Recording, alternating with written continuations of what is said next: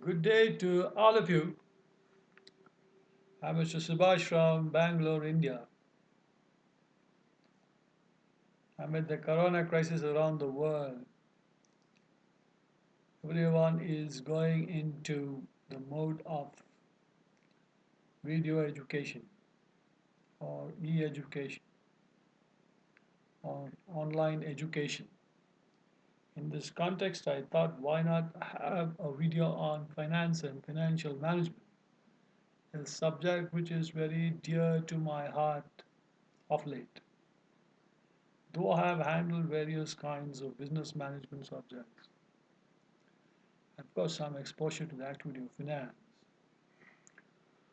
I find this whole subject called finance needing some qualification and understanding for a vast variety of audience, both in the areas of business, educational institutions, students, and the general public, and some people who want to understand finance just for the sake of understanding what is this domain called finance all about.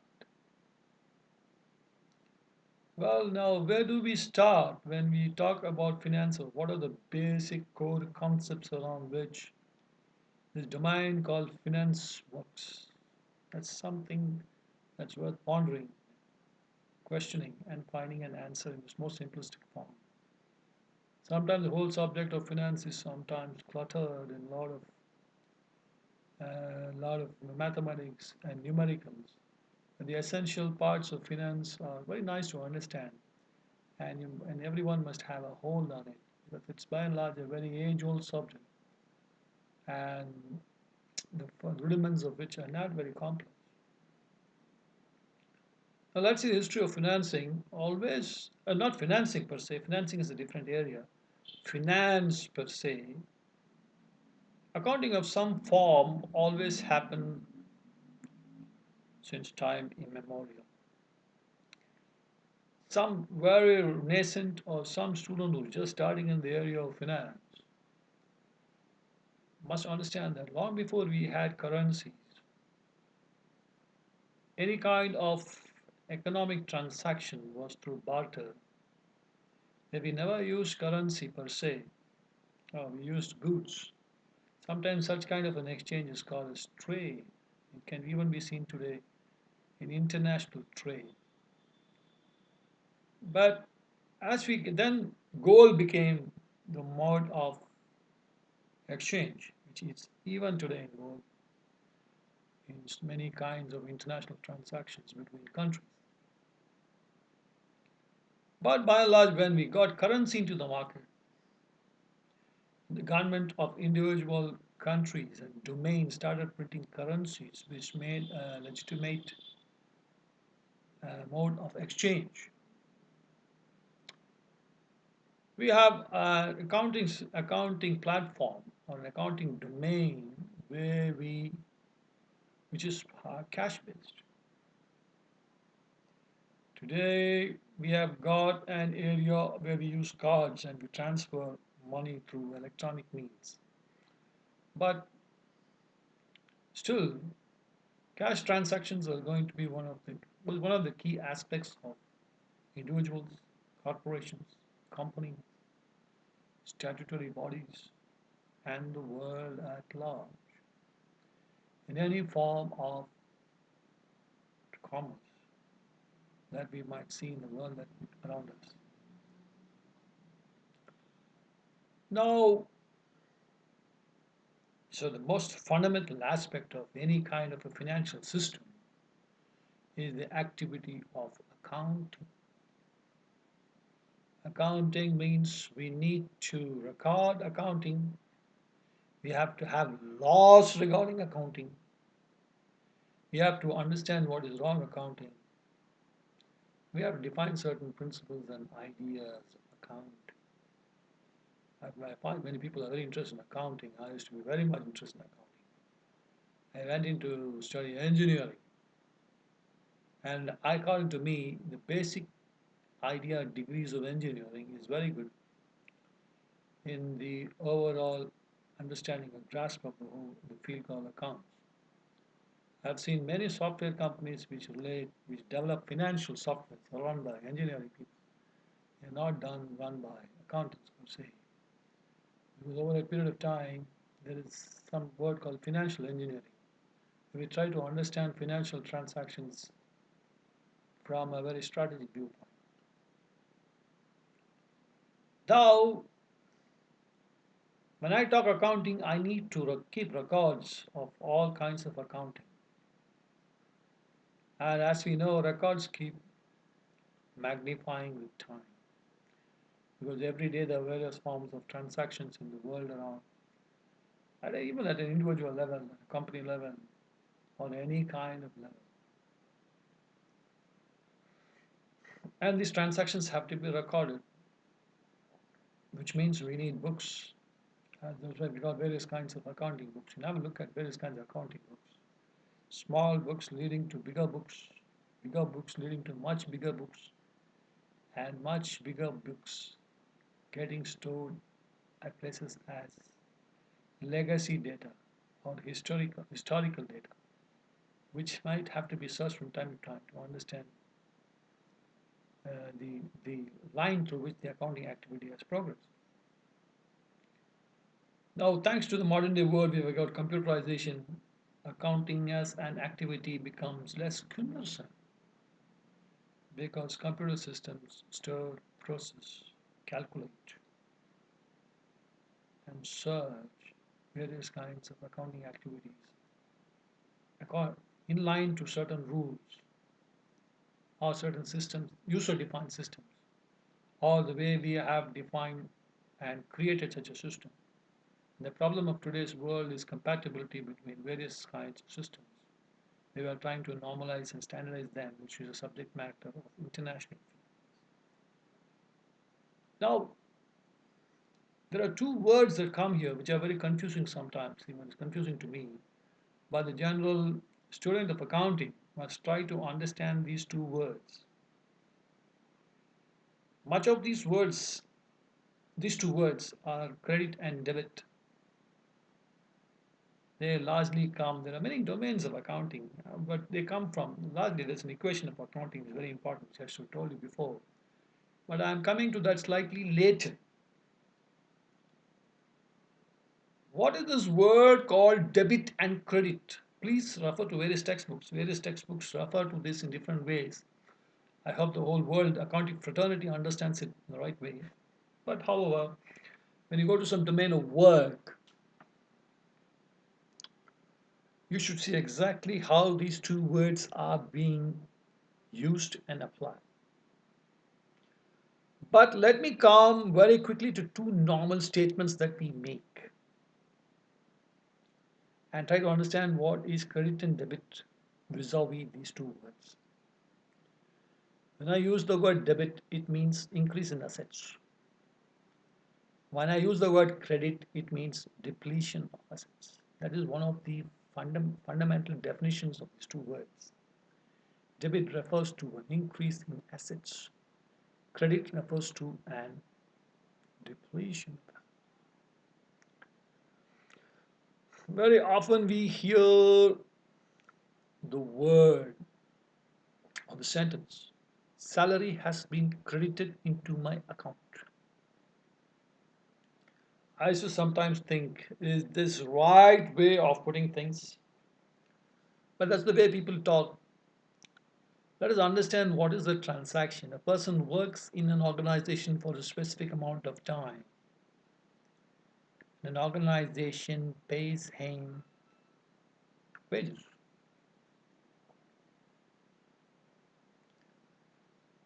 Now I say salary is credited into my account.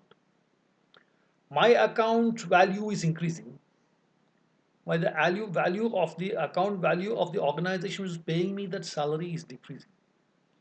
It is depletion of assets for the organization and increase in assets for me or the person.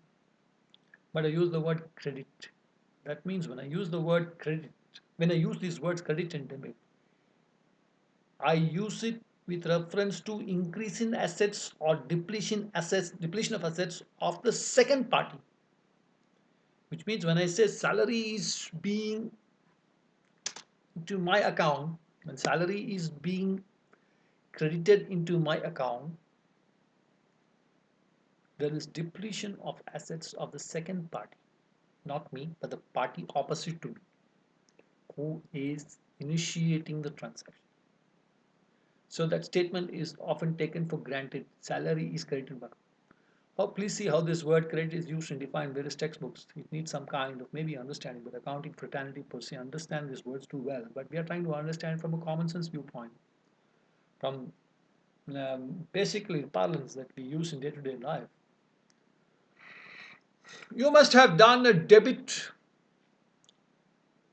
transaction.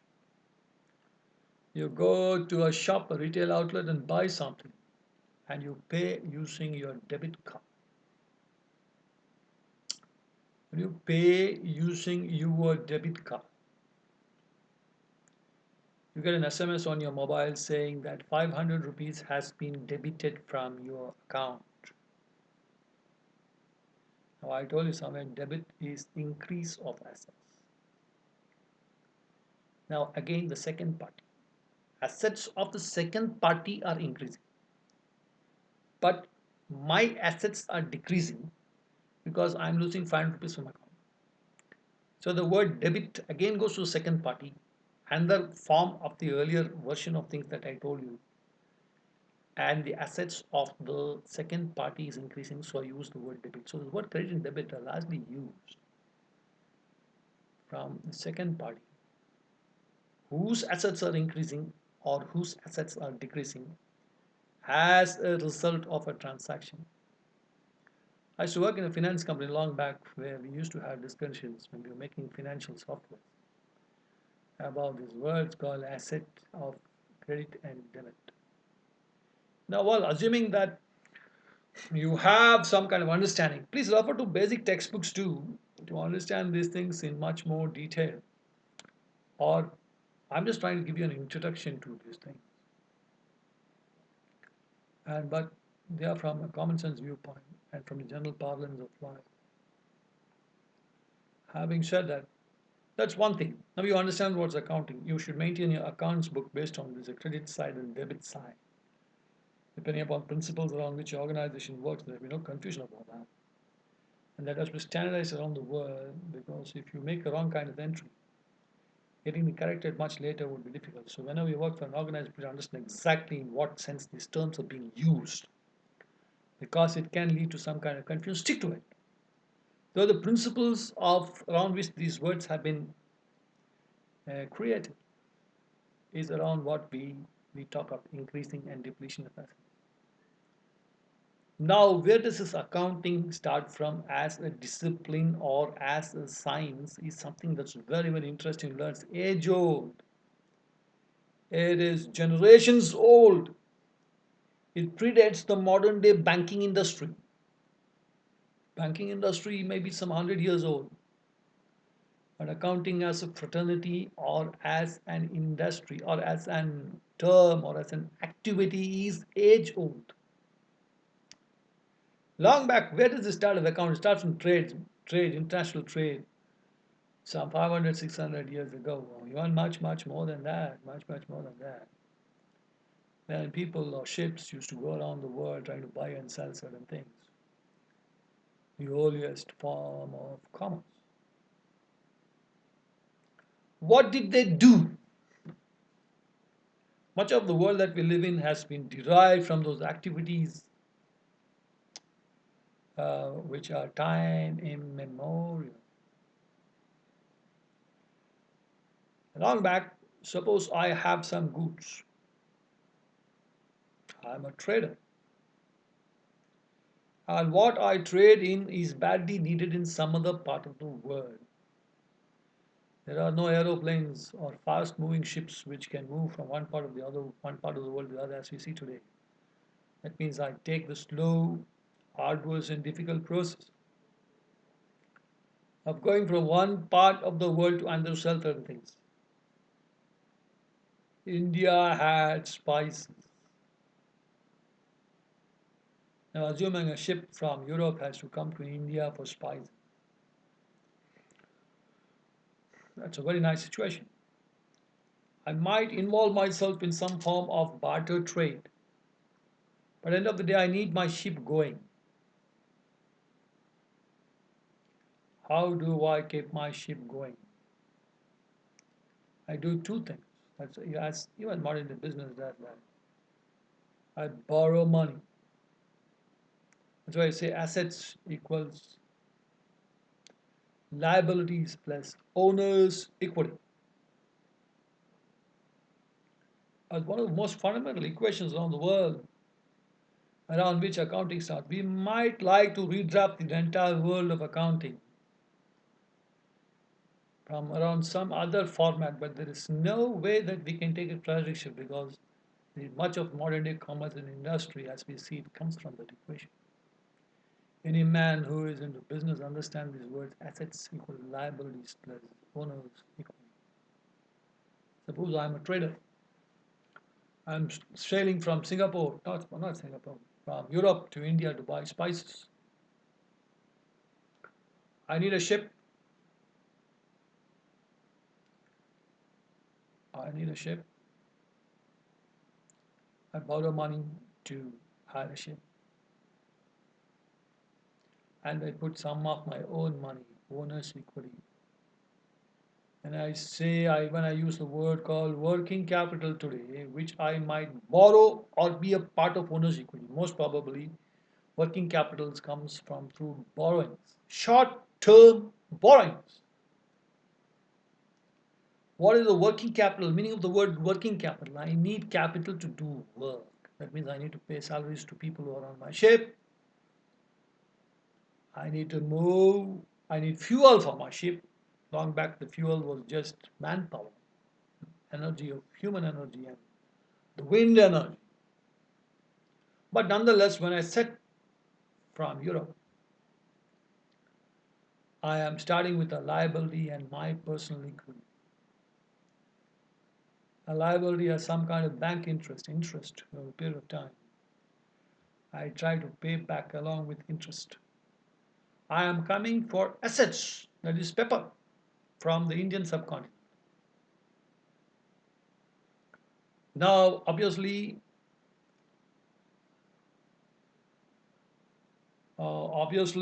what I try to do is that I buy my asset. My asset is this pepper, which I can put for to future use. Any meaning of the word asset is that something that I can put for future use. If I were to carry 5,000 tons of pepper from spices from India to Europe, I will sell that 5,000 tons at various demand prices in Europe to pay back all my debts and my other liabilities and keep my own equity, dividend on my own equity. Modern day stock markets come from that word owner's equity. I don't take equity of my own. I borrow equity from various sources. That is the stock exchange. Depending upon what price I sell my pepper, the stock price is dependent. Anyone who has got a share on my activity, he gets a certificate for but the money increases. He might buy a share for some amount of money, but down the line, because I'm selling something very badly wanted in Europe, some of the share certificates which are much more than the amount at which the share was purchased. So you got both of these things. So you understand this word called assets equal liabilities plus owners equal. Suppose I carry 5,000 tons of pepper back to Europe. I sell them. I pay back from where I borrowed. Liabilities. Future debts is liability. Something I have to pay in the future with an interest amount which if that we put on me, I pay it back over a given period of time. And I have owner's equity because I have put money into it. I get to keep the rest of it for myself because I put the money into it. If someone else has put the money into it, then he gets to he gets a share of that. Commerce around the world, it's very important to understand, has worked from this equation because around the world We never had a banking system 500 or 600 years ago. It was only individual lenders, which a man who was in the activity called business borrowed money, sometimes to his own detriment. An area called insurance comes because banking and insurance, these two industries have come to discipline the entire activity of commerce as we see it today. Discipline because I borrow money from an institution. The institution in turn borrows money from the public. So I've got an via media, an intermediary there in the name of a bank.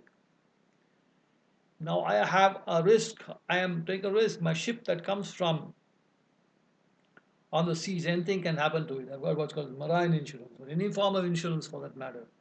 In case I am struck by certain things beyond my control, the liability of paying back is not mine.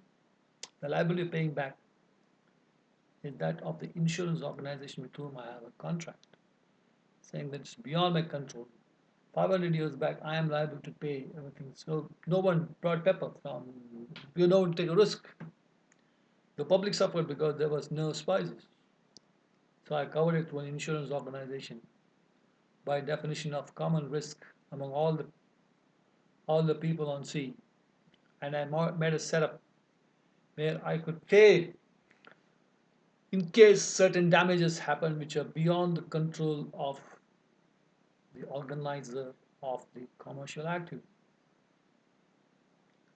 Now, this is something that you have understood somewhere what's credit and debit, and then you have tried to understand these words called assets equals liabilities plus owner's equity.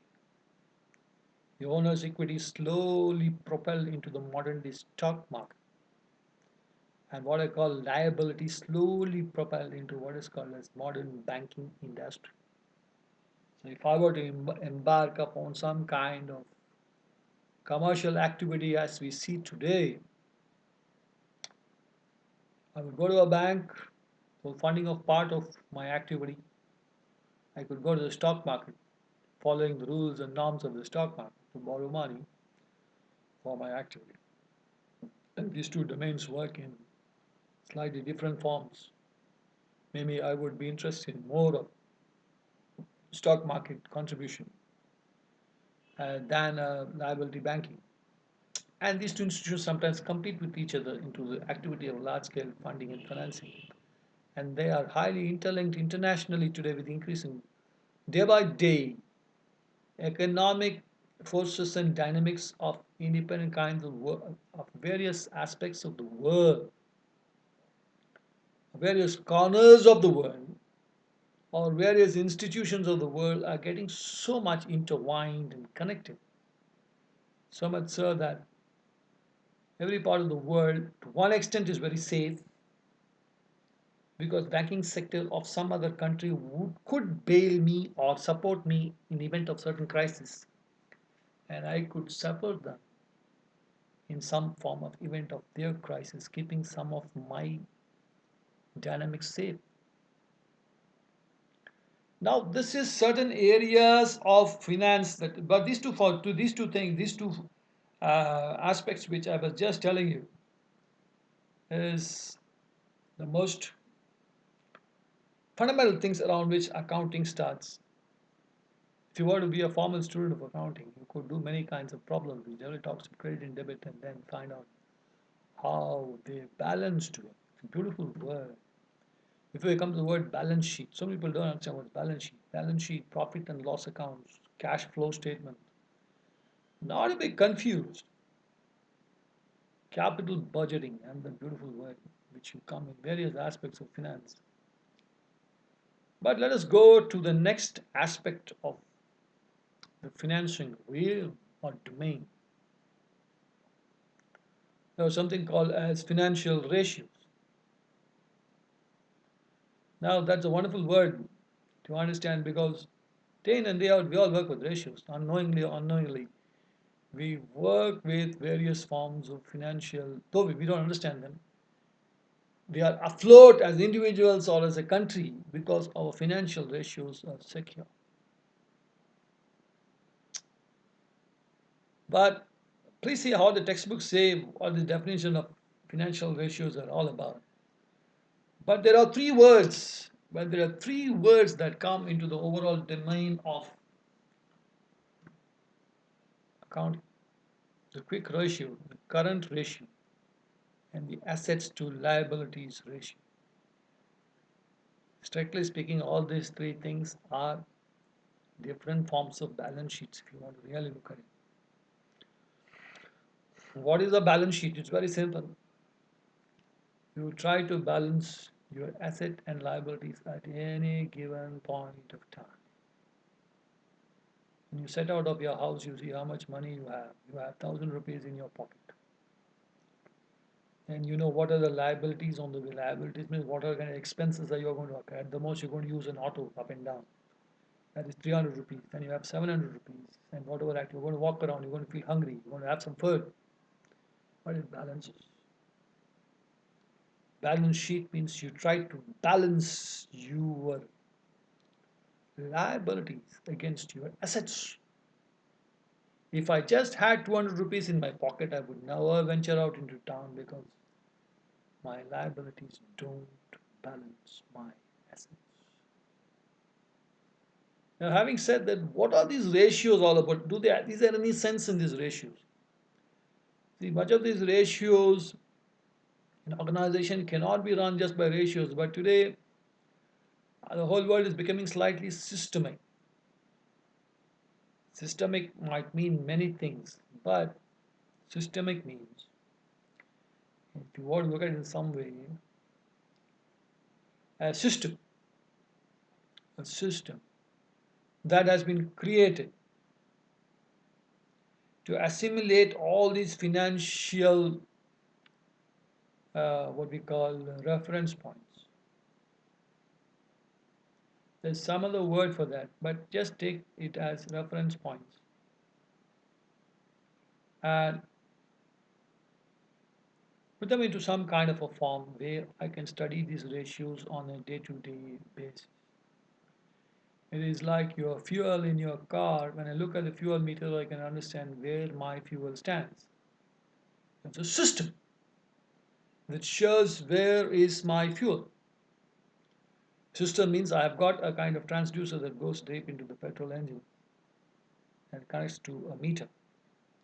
Meter tells me if I am down on petrol and fuel, I have fuel. Banking system or the financial system may not be totally different. What is this word called quick ratio? Quick ratio is your liquid assets by liquid liabilities. Quick means within 5 minutes. What is it? I am planning for 1 hour, 2 hours, or 3 hours ahead. Nowadays, the risk levels are low, but I'm trying to understand quickly what is my quick ratio. In case my quick ratio is inadequate, I have to bring in funds, liquidity immediately from my other assets, which might be liquid or non-liquid, to see that my quick ratio is kept at a correct level. Today I've got a debit card in my pocket. I'm carrying higher money. If I'm in a liquidity crisis, I try to take money from an ATM and improve my quick ratio. That's what I'm doing. We all do that in daily life.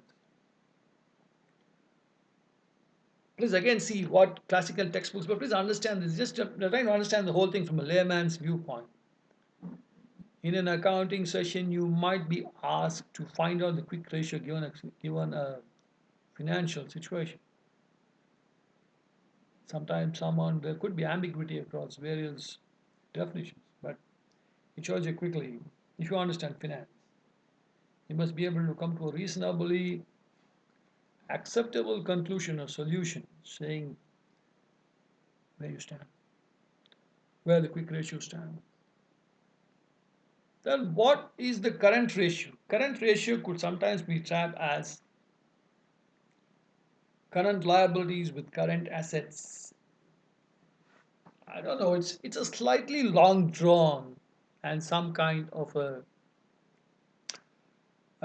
medium term extension of your financial position.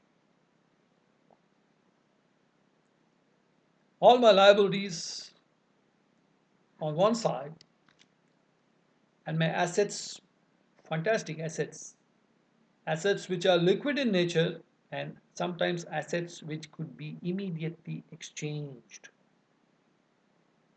is an form of current ratio. Now, I might be expecting to be paid a salary of 50,000 rupees. I might have a monthly, what we call liability position of say 20,000 rupees. But I need to pay at the end of a month. So I take my salary, which is current, means which I'm supposed to get in a short period of time and balance. We do all that month after month. Our mothers and fathers did that so that we are all afloat as a family. Governments have to do it. Reserve Bank of India has to do it. Reserve Bank of India also must be having current ratio. They must be having set of gold which can be exchanged in international market. They have to immediately improve current ratio. We have done that, I think, a couple of times in world affairs. Now, current means, though it's not very quick, it definitely shows the health or position or situation of an economic system, personal or otherwise. Over a period, over a short term period, you can define that short term period in whatever way you would like to look at it. Maybe a year or so. So we understand simply there are various kinds of financial ratios. They change from time to time. It means from time. Now suppose we go to the third form of ratio, assets to liabilities ratio. That's very simple. All your liabilities in the future, say a 10-year, if you want to use a 10-year period, a 5-year period, depending on what period you want to use. I don't know if business cycles can be different from institution organization. And then you take up all your assets. You take a ratio of that. Your assets could be 10 times your liabilities. A very, very healthy financial position. So we have such assets to liabilities ratio. Here it's very important, very important. What is the most important thing in this assets to liabilities ratio? As such, talk about both movable and immovable assets. Current ratios largely talk about only movable assets. And the quick ratio does not necessarily include movable and non-movable assets. Assets with movable assets means something which can be moved from one place to another place. And non-movable assets means which affects life. And we can understand it very clearly. When I use the word current ratio while I talk about movable assets, asset dimension keeps increasing as I come from quick ratio steadily to the assets to liabilities ratio. When I come to the word assets to liabilities ratio, I'm talking of all kinds of movable and non-movable assets. That's a wonderful thing to define the way financial ratios are defined. Just for an academic, any organization or any institution has to have some kind of assessment or understanding of these assets. When an organization is doing well, it will buy land so that it improves its asset to liabilities ratio. It does not keep cash idle so that it puts it into non-movable assets which increase in time and appreciate the financial condition of the organization. Tomorrow, if liquidity is in question, they have got a large amount of non-movable assets on which they can bank upon in some form or the other. Now, these are all kind of financial understanding. Some of the aspects of the way the subject called finance is understood. Now, but please understand that the area called banking, though, is different. We've got various kinds of banks. Banks provide liquidity, insurance cover risk.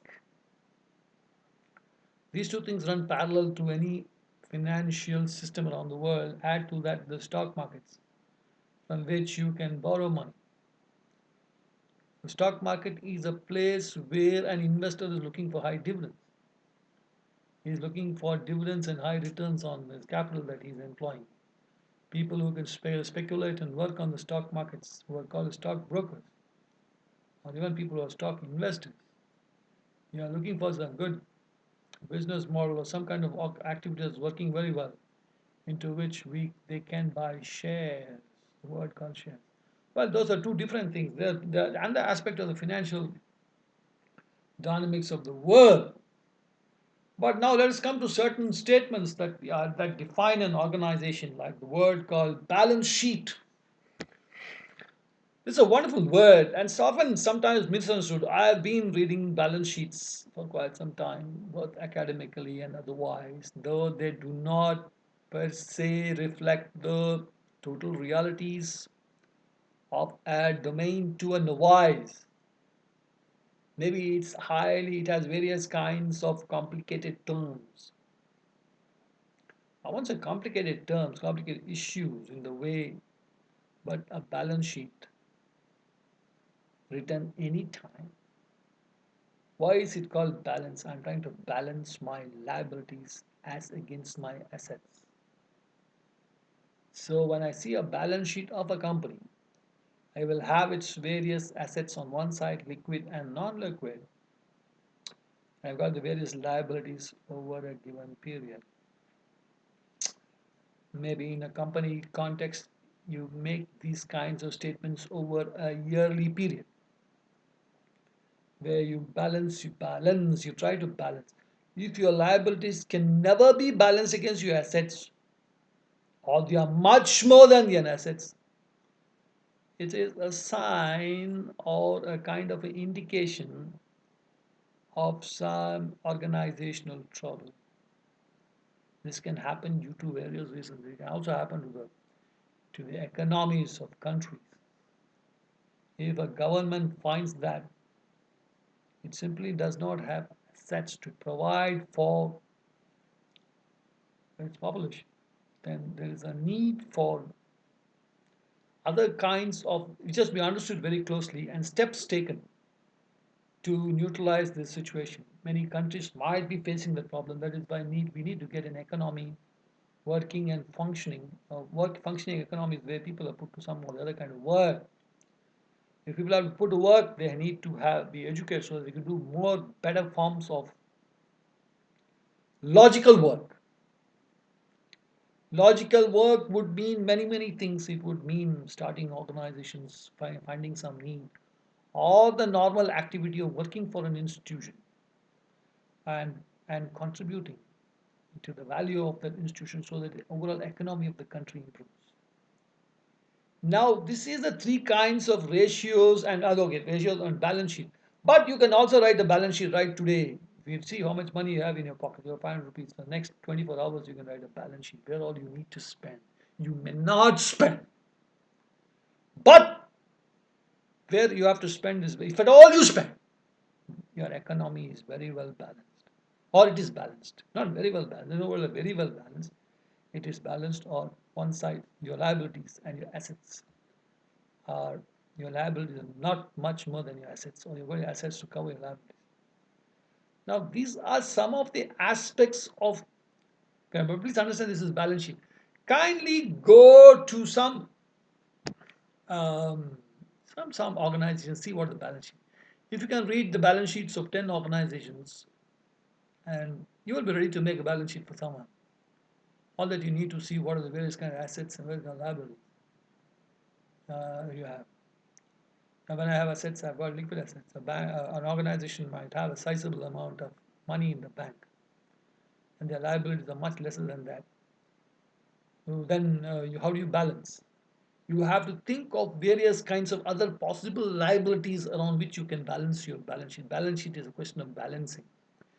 You are forced to balance these two sides so that you understand very clearly you are not in any form of economic crisis, come what may. Even certain of the liabilities might be hypothetical, vicarious, not existing per se, but they still could be liabilities around which in a country there's a lot of earthquake. You say on both if there's an earthquake, these are the kind of liabilities that I could incur, and I've got assets to cover those liabilities. And so I am you talking such kind of language. And the other kind of statement is your cash flow statement. It's very simple. What kind of cash flow comes in the organization on a day-to-day basis or on a monthly basis or yearly basis? Cash flow is accounting. A simple bank has got every day various kinds of cash flow, cash coming into the bank, and you're giving cash out of the bank. A bank might have an ATM attached to it. You must understand what is the cash flow and replenish the ATM periodically with cash. ATM is definitely a place of cash flow. Means the fact literally cash is flowing. But in a banking institution, you have got cash coming into the system and cash going out of the system. And this cash flow is, at least in liquid terms, is something that keeps you afloat on the liquidity front. You are not in the activity of getting rid of your assets if your cash flow situation is very good. Anyway, assets improve in value. But if your cash flow system is very good, your cash flow system is very good, then you are not constrained to go and liquidate some of your assets. Now, this is certain aspects of certain aspects. This is a certain aspect of another aspect of financial accounting, or no, the area of finance per se is something called the cash flow statement. Now, you maintain your cash flow statement using various kinds of accounting books. Some of these workplace analysis, you've got a cash book, you've got ledgers, and you've got journals. You see what it all means. But one of the most fundamental principles of finance is to make all these statements as accurate as possible and also understand the interest ramifications of these things. If you've got a certain amount of money, it gives you interest. So that is also a cash flow. It's also a cash flow that comes into you. Sometimes people don't understand or the difference between assets. Assets depreciate sometimes. You've got assets that can depreciate in value. You've got assets that can appreciate in value. This is and the characteristic of assets. A good number of moving assets depreciate in value. A good amount of non-movable assets appreciate in value. So I have to take care of the word of appreciation and depreciation. Depreciation is the loss of economic value of a movable asset for a given period of time. Is it true? Is it true? What is depreciation? I have to counter depreciation. In sometimes engineer language called entropy. There is some kind of falling in the performance of value of a certain movable asset. It can be said a more simple form of movable asset is a human being. With time, generally, his general may not be necessarily so, but corrective actions have to be taken so that we are as performing as what we were. Now, please understand this very well. Assets can be of that kind. I've got movable and non-movable, and there's a word called depreciation that comes into this. I have to. What I meant to say is that I have to also look into the understand the interest value of cash flow and also understand depreciation, which also is a running kind of negative cash flow inside any organizational enterprise. Sometimes I don't understand them because these are all words that come across in the overall domain of financial management, and as we understand the dynamics of such kind of issues, and it bothers and it influences every strata of mankind. It could be organized government, it could be business companies, it could be even individuals. If someone is sick, it is depreciation. You're going to pay something to get you back into health. So, so these are kind of issues. So somewhere we have been touching upon, we have touched about what is, we have touched about what is asset, what is credit and debit. We understood somewhere, try to understand the age-old definition of commerce. Assets is liabilities and owners equity. We try to understand to some extent what's banking and insurance attached to it. Well, we understand what are the various kinds of ratios that come with the financial sector per se.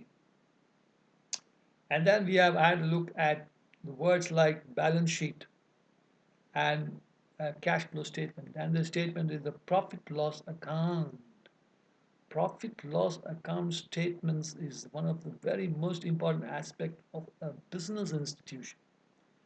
Any organization that is carrying business, I understand what is the profit vis-a-vis the cost.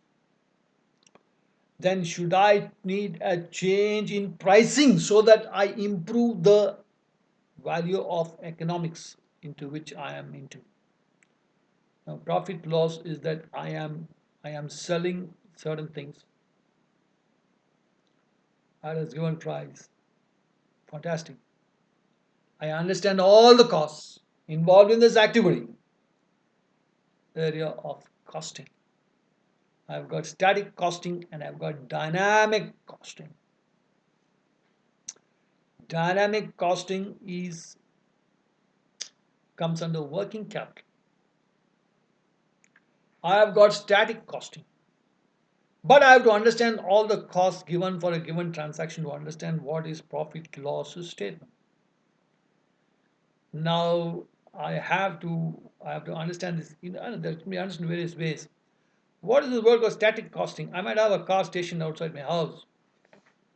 I have to cost the car. So I try to understand. It's called static costing. I try to understand what is the market price of various aspects of that car, and then I cost it. That cost may not be perfect. I try to use technology to improve the cost of my vehicle, which is slightly becoming age old. I'm sorry, it's becoming old. I've got dynamic costing. I'm putting petrol into it. Go and conduct some economic activity. Petrol is a cost on me to conduct that activity. Imagine a man going to a job at the age of 30 from his house to a factory.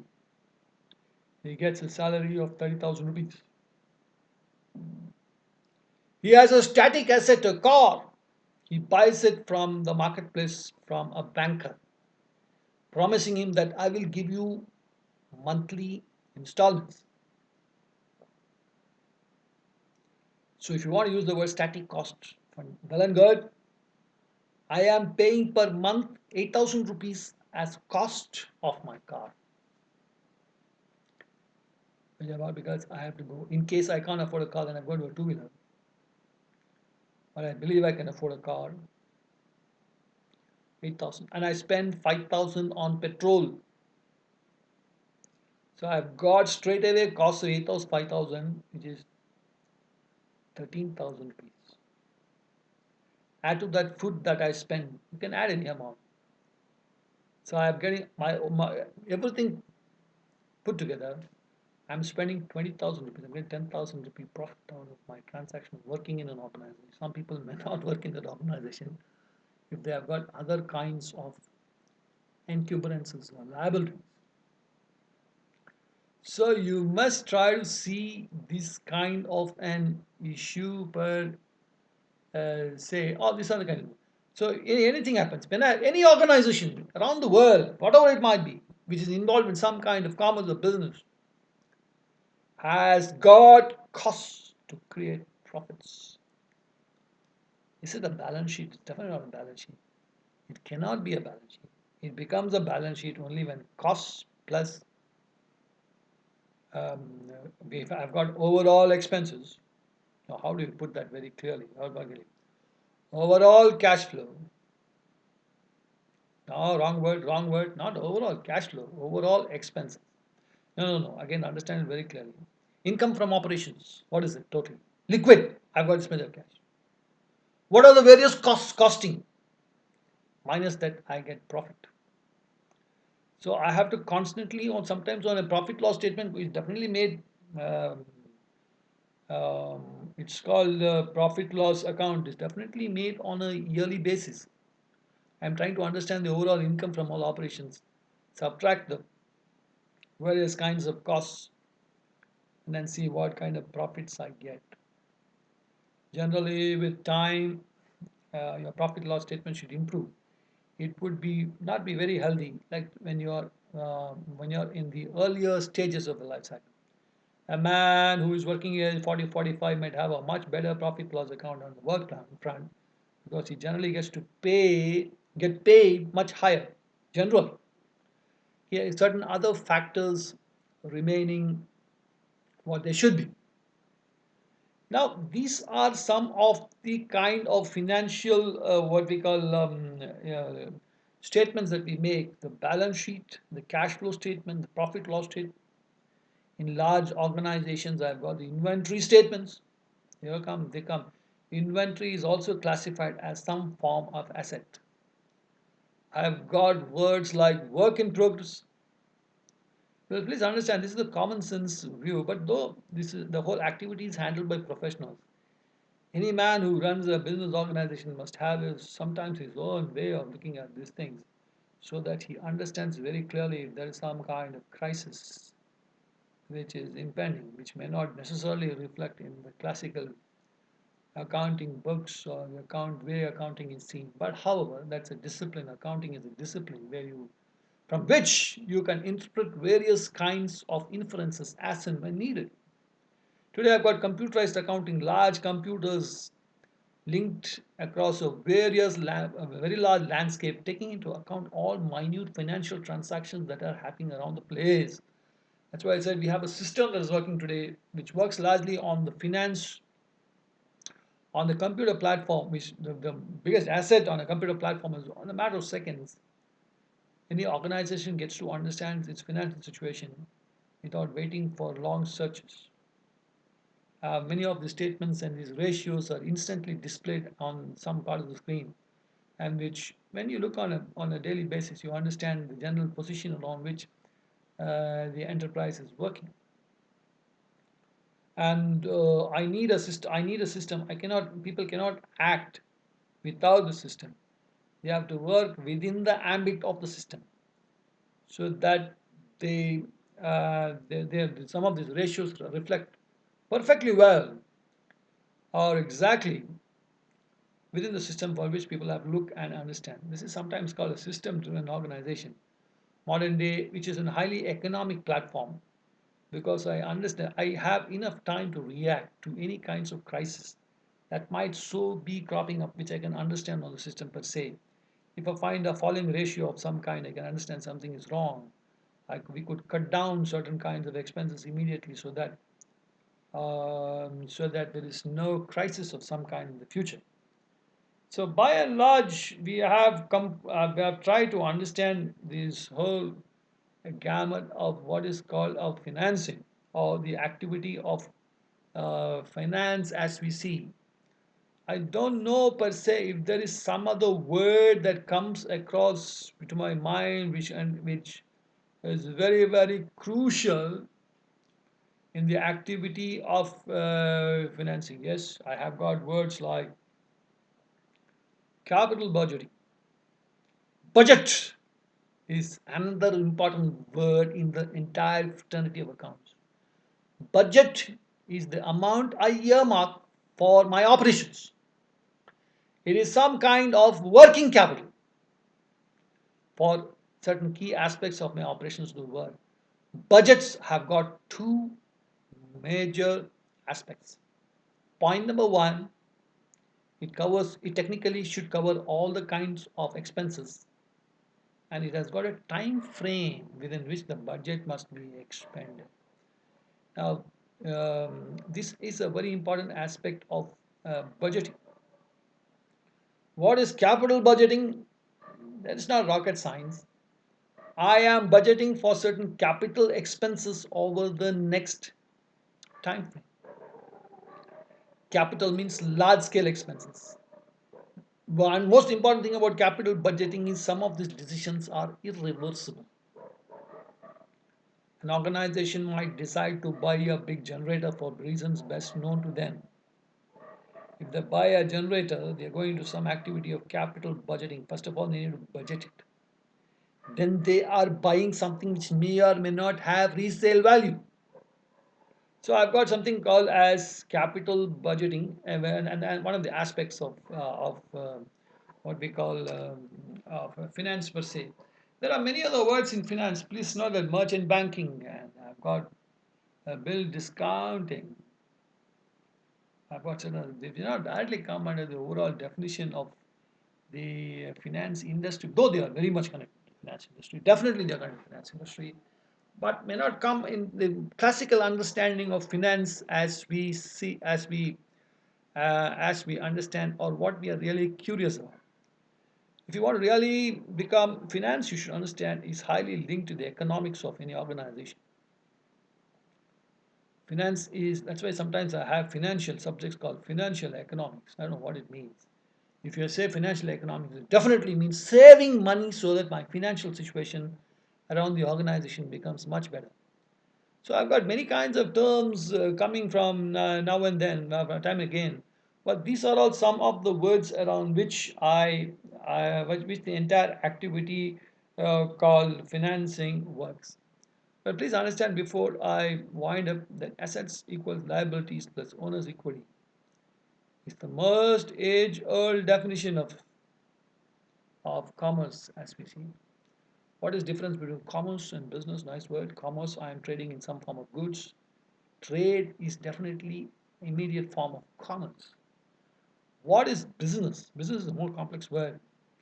I'm trying to manufacture something. Business is understanding what people need, manufacturing something totally new. Business is more innovative than just call it trading. I've got countries that trade, I've got countries that into some kind of business. Some of the more innovative countries around the world are create, generate, engender various forms of businesses from time to time, some of them which grow and prosper and improve the economic conditions of the world and influences various aspects of trade too per se. So I've got some of these words, some words, and you understand that all these kinds of financial. What is the most important aspect of modern day finance? It's a very nice question. Finance can be very important when it comes when finance issue can be a very important issue when I am doing some kind of international activity of business. Because what I write and read, it's called asymmetry. That's why I've got a full area called international financial management. We start at various places. I have got asymmetry in the activity of international finance. And there are many organizations and boards and institutions around the world which tries to harmonize and then try to understand how financial statements in one country is vis-a-vis another country. Many multinational companies will definitely have this problem because they have to synchronize the accounting practices around the world.